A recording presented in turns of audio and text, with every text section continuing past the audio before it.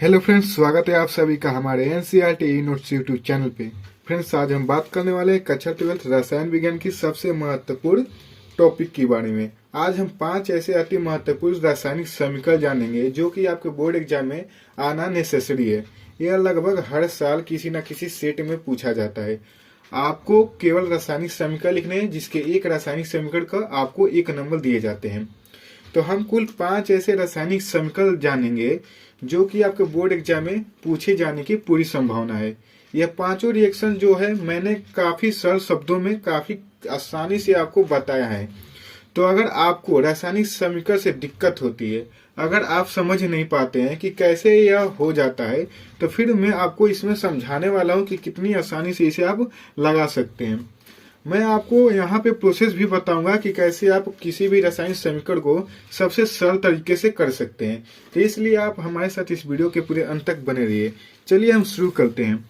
तो दोस्तों ध्यान दीजिए, यहाँ पर सबसे पहला रिएक्शन जो हम लोग का है, एथिल ब्रोमाइड को एल्कोहलिक कोएच के साथ गर्म किया जाता है। तो आज हम जानेंगे क्या होता है जब एथिल ब्रोमाइड को एल्कोहलिक कोएच के साथ गर्म किया जाता है। अब यहाँ पे ध्यान दीजिए, बहुत सारे स्टूडेंट यहाँ पे कुछ गलती करते हैं। वह गलती आपको नहीं करनी है, इसलिए इस वीडियो को पूरा अंत तक देखिए। पहले ध्यान दीजिए, इसको हम सरल कैसे करेंगे। यहाँ पे देखिए एथिल ब्रोमाइड, तो पहले आपको एथिल ब्रोमाइड का सूत्र पता होना चाहिए। अगर नहीं पता है तो देखिए तरीका जानिए कि कैसे लिखा जाता है। आपको आईयूपीएसी नेम पता होना चाहिए। आईयूपीएसी नेम में आपने पढ़ा होगा कि कार्बन एक रहता है तो मेथ बोलते हैं, 2 होता है तो एथ बोलते हैं। तो यहाँ पे एथ है तो मतलब 2 कार्बन होगी। तो यहाँ पे हम मान लीजिए 2 कार्बन ले लिए हमने। और आगे देखिए ब्रोमाइड, ब्रोमाइड का सूत्र आपको पता है Br। ठीक, ऐसे आप लिख लेंगे। अब आपको पता होना चाहिए कि कार्बन जो है 4 बॉन्ड बनाता है। तो एक बॉन्ड इस कार्बन से बनाया हुआ है, तो और कितना बॉन्ड बनाएगा, 3 बॉन्ड। तो 3 बॉन्ड के लिए हाइड्रोजन जोड़ देंगे। अब इस कार्बन को देखिए 2 बॉन्ड बनाया है, तो कितना बॉन्ड और बनाएगा, 2 बॉन्ड। तो 2 हाइड्रोजन इससे जोड़ देंगे, तो आपका एथिल ब्रोमाइड का सूत्र तैयार हो गया। तो दोस्तों देख सकते हैं आप कितने आसानी से मैंने यहाँ पे आपको समझा दिया। इसी तरह मैं 5 समीकरण आपको समझाने वाला हूँ, इसलिए पूरे अंत तक वीडियोस के बने रहिए।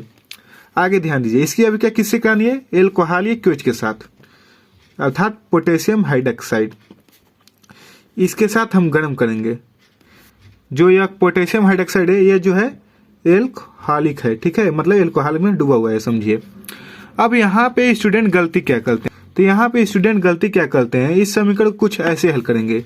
यहाँ पे मान लीजिए, इधर ध्यान दीजिए, CH3 CH2 और Br प्लस KOH, इसको ऐसे हल करेंगे। यहाँ से KBr निकाल देंगे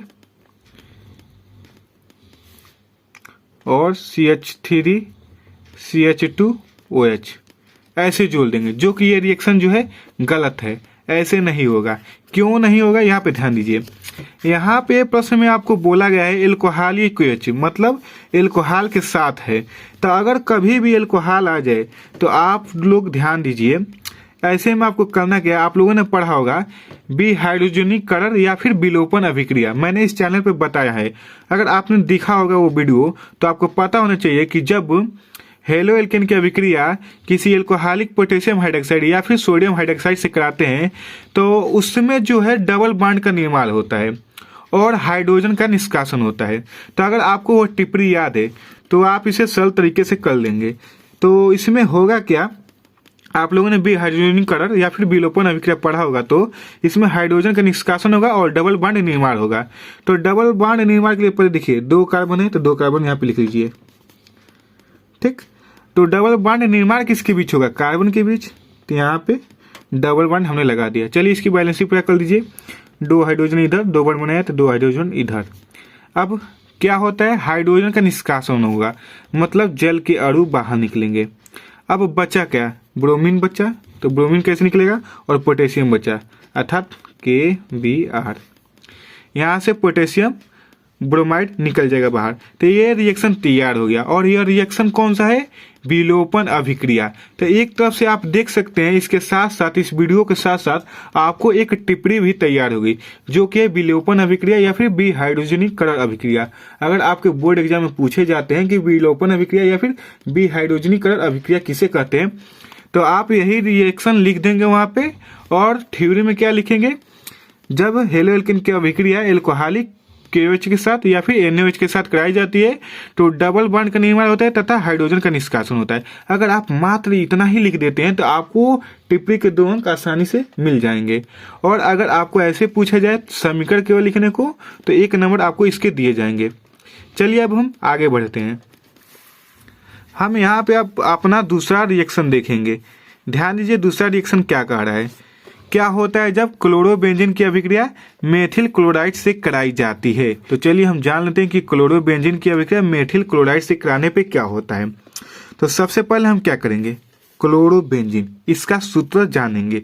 आपको सूत्र कैसे जानना है? यहाँ पे ध्यान दीजिए, बेंजीन नाम में ही सब कुछ छुपा है। अगर आपको IUPAC नाम आती है तो सारे रिएक्शन आसानी से कर लेंगे। तो बेंजीन का सूत्र आपको पता होना चाहिए, C6H6 होती है।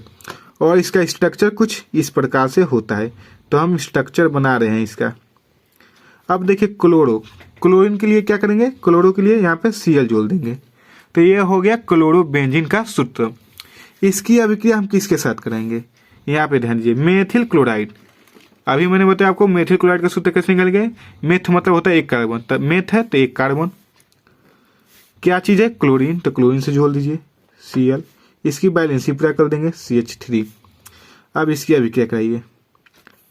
अब इसकी अभिक्रिया कैसे करेंगे? ध्यान दीजिए, यह भी हेलो एल्केन है, यह भी हेलो एल्केन है। ठीक, ध्यान से देखेंगे तो ये भी एक कोई ना कोई टिप्पणी है। कैसे टिप्पणी? चलिए हम आगे जानेंगे, पहले इसकी हम अभिक्रिया करेंगे। तो देखिए यहाँ पे क्लोरीन है, ठीक, क्लोरीन और CH3 क्या होगा इसको ध्यान दीजिए। यहाँ पे आप बेंजीन बनाएंगे, क्लोरीन को जोड़ेंगे, यहाँ से CH3 को क्या करेंगे? यहाँ पे जोड़ देंगे। बाहर क्या निकला? क्लोरीन का आपको बाहर निकाल देना है HCl।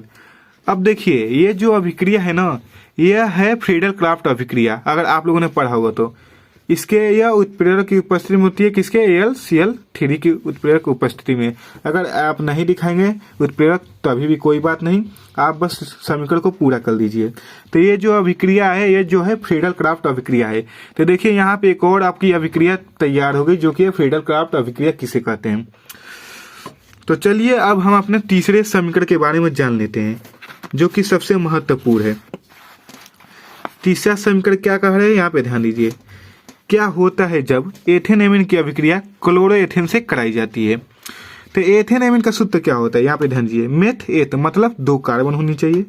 चलिए 2 कार्बन ले लिया। एमीन के लिए क्या हम जोड़ते हैं? NH2। क्या जोड़ेंगे? NH2। इसकी बैलेंस पूरा करेंगे CH3 और यहाँ पे CH2। इसकी अभिक्रिया किससे करानी है? क्लोरोएथेन। क्लोरोएथेन का सूत्र कैसे लिखेंगे? एथ मतलब 2 कार्बन। तो यहाँ पे हम 2 कार्बन लिख लिए। क्लोरो Cl जोड़ देंगे, इसकी बैलेंस पूरा कर दीजिए। यहाँ पे 3 और यहाँ पे 2। आशा है दोस्तों आपको समझ में आ रही है। अगर आपको समझ में आ रही है तो अभी इस वीडियो को लाइक कीजिए और चैनल को सब्सक्राइब करके बेल आइकन दबा दीजिए। अब देखिए इसको हम कैसे कराएंगे। यहाँ से ध्यान दीजिए, यहाँ से क्लोरीन निकालिए एक और यहाँ से एक हाइड्रोजन निकालिए। तो क्लोरीन और हाइड्रोजन मिलकर क्या निकलेगा? HCl। बचे क्या? CH3 CH2 NH और यहाँ से ये वाला बच जाएगा पोर्शन CH2 CH3। आशा है आपको समझ में आ रही है। दोस्तों एक बात और ध्यान दीजिए, यहाँ पे बहुत सारे स्टूडेंट ऐसा सोचते हैं कि मुझे इसका नाम भी लिखना है, इस प्रोडक्ट का नाम भी लिखना है। अगर आप प्रोडक्ट का नाम लिख देते हैं तो बहुत ही अच्छी बात, वेल डन। अगर आप नहीं लिख पाते तो भी कोई दिक्कत नहीं, आपको केवल और केवल रासायनिक समीकरण लिख देने हैं, क्योंकि आपके पास इतना टाइम नहीं रहेगा कि आप फालतू में नाम लिखने जाएंगे। आप रासायनिक समीकरण लिख दीजिए, निश्चिंत रहिएगा, आपको 1 नंबर मिलेगा ही मिलेगा, कोई नहीं काटेगा। आगे ध्यान दीजिए, हम अपने चौथा रिएक्शन के बारे में जानेंगे। क्या होता है जब बेंजेमाइड को जल के साथ गर्म किया जाता है। तो बेंजेमाइड, यहाँ पे ध्यान दीजिए, बेंजे मतलब बेंजीन होना चाहिए। तो बेंजीन का सूत्र क्या होता है? C6H6। तो C6H 5, एक हाइड्रोजन निकाल कर हम क्या जोड़ेंगे एमाइड ग्रुप। देखिए यहाँ पे एमाइड ग्रुप जुड़ा है, एमाइड ग्रुप के लिए हम क्या जोड़ेंगे CONH2। अब हम क्या करेंगे, इसको जल के साथ गर्म करेंगे। जल का सूत्र क्या पर होता है H2O। इसके साथ हम क्या करेंगे गर्म करेंगे, तो होगा क्या, ध्यान दीजिए। अब यहाँ पे ध्यान दीजिए, जब हम गर्म करेंगे तो ये NH2 और यहाँ से एक हाइड्रोजन मिलकर अमोनिया के रूप में बाहर निकल जाएगा NH3। तो बचे क्या C6H5CO और यहाँ से एक हाइड्रोजन निकल चुका, तो बचेगा क्या यहाँ पे सिर्फ OH। आशा है दोस्तों आपको समझ में आ रही है। अगर नहीं समझ में आ रही है तो वीडियो को थोड़ा सा बैक कीजिए, वापस से समझने की कोशिश कीजिए, क्योंकि इतने सरल शब्दों में आपको कोई नहीं समझाने वाला है। तो चलिए हम अपने सबसे लास्ट और आखिरी रिएक्शन जान लेते हैं। क्लोरोएथेन की क्रिया सोडियम एल्काक्साइड से कराई जाती है, तब क्या होता है। तो ध्यान दीजिए, क्लोरोएथेन के लिए सूत्र कैसे लिखेंगे आपको अभी मैंने बताया। एथेन मतलब 2 कार्बन होने चाहिए, तो C क्लोरो है तो Cl जोड़ दीजिए, इसकी बैलेंसी पूरा कर दीजिए CH3 और CH2। अब देखिए यहाँ पे नाम से ही सब निकालेंगे हम, आप टेंशन ना लीजिए। सोडियम एल्का ऑक्साइड मतलब सोडियम होना चाहिए, एल का मतलब होता है दोस्तों कार्बन, ऑक्साइड मतलब ऑक्सीजन। तो इसके लिए हम क्या करेंगे, देखिए CH3CH2, उसके बाद से ऑक्साइड, उसके बाद से सोडियम।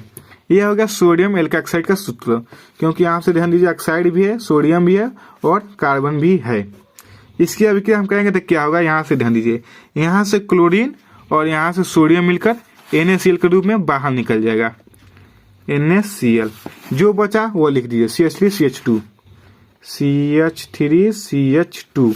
इधर से बचा क्लोरीन निकल चुका, इधर से क्या बचा CH2 ऑक्सीजन और इधर से इतना पोर्शन बचा, तो इसको लिख दीजिए CH2CH3।